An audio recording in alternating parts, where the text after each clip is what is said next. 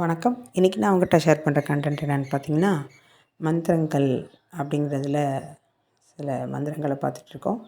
அதில் வந்து சித்தர்களை தரிசிக்கும் காயத்ரி மந்திரம் அப்படிங்கிற வரிசையில் நான் 5 மந்திரங்களாக நான் சொல்லி வந்தேன். அதில் இன்னைக்கு ஒரு 30 மந்திரங்கள் நம்ம சொல்கிறோம்.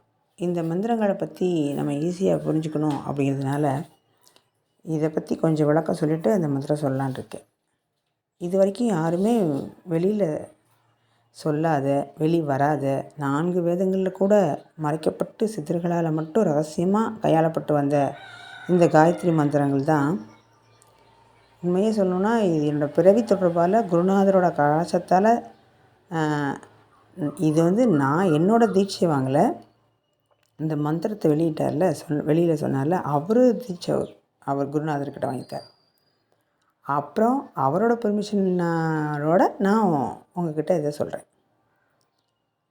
அவர் வந்து நேரடியாகவே அந்த குருநாதர்கிட்ட அவரோட பிறவி தொடர்பால் கனெக்ஷன் இருந்ததுனால அவரோட பெர்மிஷனோட அவரோட குருநாதரோட பூர்ண சம்மதத்தோடு எல்லோரும் தெரிஞ்சுக்கணும், நம்ம துன்பமாக நீங்கி நல்வாழ்வு வாழணும் அப்படின்னு இதை வெளியிடுறதுக்கு ஒரு வாய்ப்பு. அதை நமக்கு தெரிஞ்சு அதை நம்ம இந்த மாதிரி பேசுகிறதுக்கு ஒரு வாய்ப்பு. இதெல்லாம் இறையருளால் தான் நிகழ்கிறது. அதை பற்றி இப்போது சொல்கிறதுக்கு என்னென்னா, காயம் அப்படின்னா உடல், திரினா 3 என்ன, ஸ்தூல உடல், சூட்சும உடல், காரண உடல். இந்த 3ஐயும் தான் காயம் +3 காயத்ரின்னு ஆரம்பிச்சிருக்காங்க.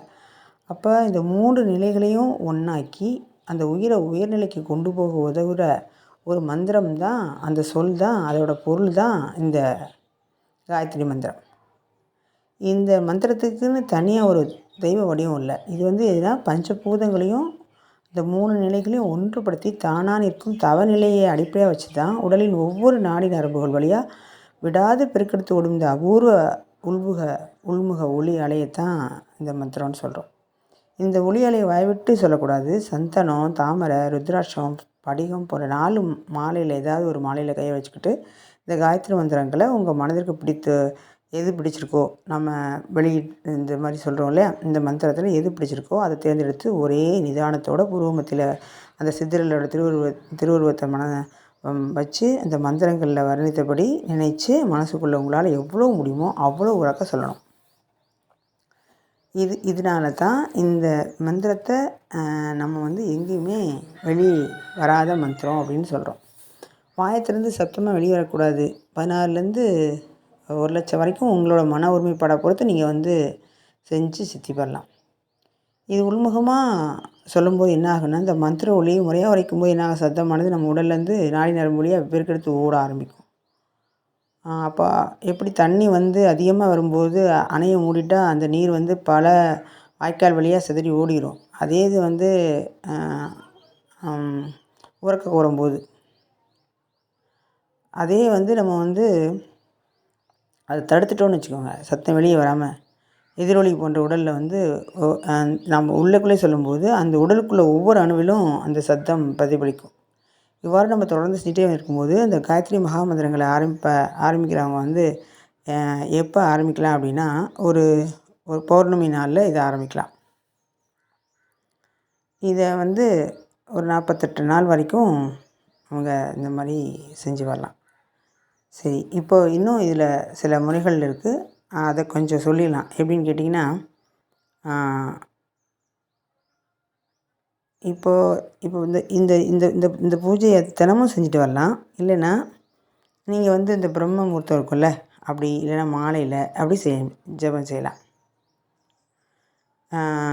இதில் வந்து 48 நாள் வரைக்கும் ஒரு இந்த கும்பம் வச்சு பூஜை செய்வாங்க. அது ஒரு சித்தர் உருவப்படத்தையோ வந்து எடுக்கக்கூடாது. அந்த பூஜை பண்ணுறாங்களே 48 நாள் இந்த மந்திரம் சொல்லி, அப்போ வந்து ஒரு கும்பத்தை வந்து அந்த கும்பத்தில் ஆவாகம் பண்ணி அந்த சித்தரை வச்சுருப்பாங்க சில பேர். சிலர் வந்து உருவப்படத்தை வச்சுருப்பாங்க. அந்த இந்த விளக்கேற்றி நம்ம தீபம் பண்ணுறோம்ல, அதை மட்டும் தான் நம்ம வந்து எடுத்து மாற்றிக்கணும். மற்றபடி இந்த சித்தரோட உருவப்படத்தையோ இந்த கும்பத்தையோ நம்ம வந்து எடுக்கக்கூடாது. அது மேலே வந்து பரபிரம்ம ஜோதின்னு ஒன்று விளக்க மட்டும் அணையாமல் 48 நாள் வரையும் அதை பார்த்துக்கணும். இந்த இப்போ 48 நாள் நீங்கள் இந்த காயத்ரி மந்திரத்தை சொல்லிகிட்டே வரீங்க. எந்த மந்திரத்தை நீங்கள் வந்து ஜெபம் செஞ்சீங்களோ அந்த மந்திரத்தை ஒரு தடவை வாய் விட்டு சொல்லி, அப்போ அந்த எண்கோண வடிவ ஒரு யாக கொண்டு அமைச்சிட்டு அதில் இந்த ஒரு பிக்சர் இருக்குது. அந்த பிக்சரை நான் பின்னாடி அந்த படத்தை அவங்களுக்கு காமிக்கிறேன். அந்த மாதிரி பூஜை செய்யணும். அப்போது நீங்கள் இந்த மந்திரத்தை நீங்கள் வந்து பழக்கப்படுத்திட்டு உங்களுக்கு பிடிச்சது எதுன்னு கண்டுபிடிங்க. அதுக்குள்ளேயும் நீங்கள் இந்த மந்திரத்தை முழுமையாக எப்படி செய்யணும் அப்படிங்கிறதையும் நான் திருவருள் கூடி வைக்க நான் உங்ககிட்ட எக்ஸ்பிளைன் பண்ணிடுவேன். இப்போது அடுத்த 5 மந்திரங்கள் நம்ம பார்க்கலாம்.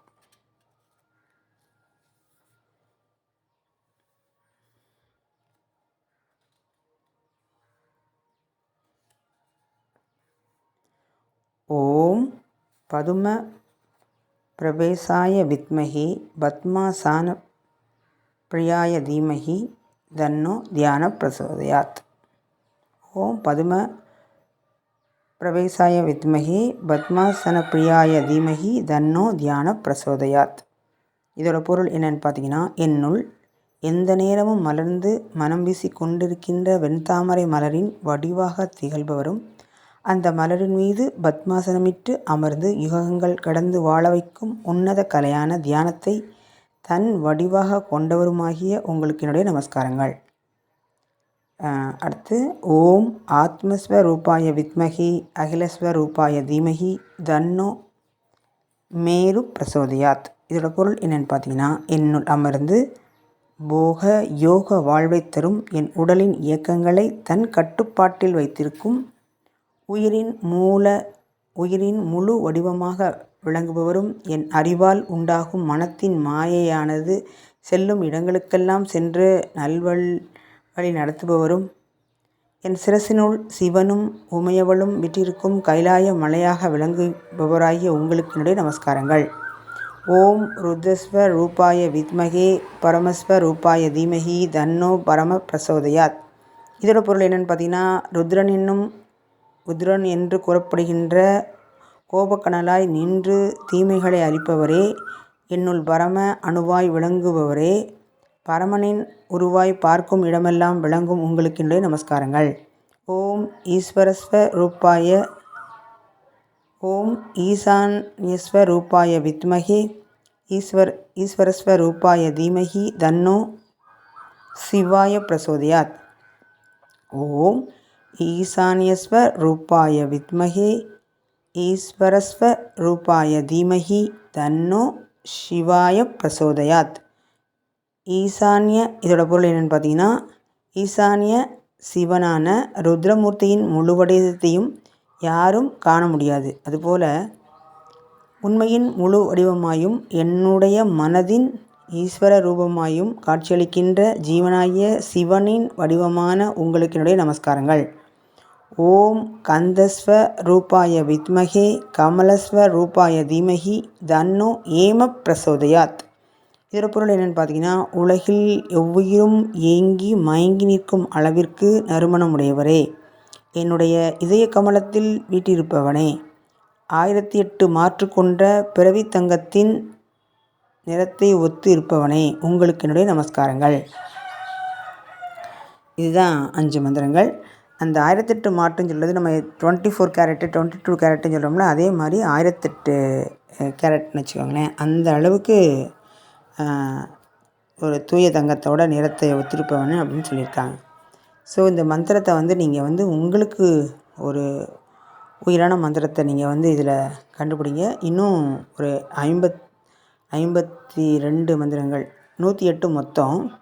இதில் பாதி கொடுத்துருக்காங்க. இந்த பாதி மந்திரங்களை நீங்கள் உருவேற்றி இதில் ஏதாவது உங்களுக்கு பிடிச்ச மந்திரத்தை உருவேற்றி சொல்லும்போது அடுத்த மந்திரங்கள் வந்து குருவாக உங்களுக்கே வந்து உள்ளக்குள்ளே வந்து சொல்லி தருவாங்களாமா. அவங்க வந்து நீங்கள் இந்த மந்திரத்தை வந்து சித்தி பண்ணியிருக்கும் பட்சத்தில் அடுத்த 108 மந்திரத்தில் இந்த பாதி தான் இங்கே வெளிப்படுத்தியிருக்காங்க. மிச்ச பாதியை வந்து உங்களுக்குள்ளேருந்து இந்த குருநாதரே வெளிப்படுத்துவார்னு அவங்க சொல்லியிருக்காங்க. ஸோ இந்த மந்திரத்தை நீங்கள் பயன்படுத்திக்கலாம்.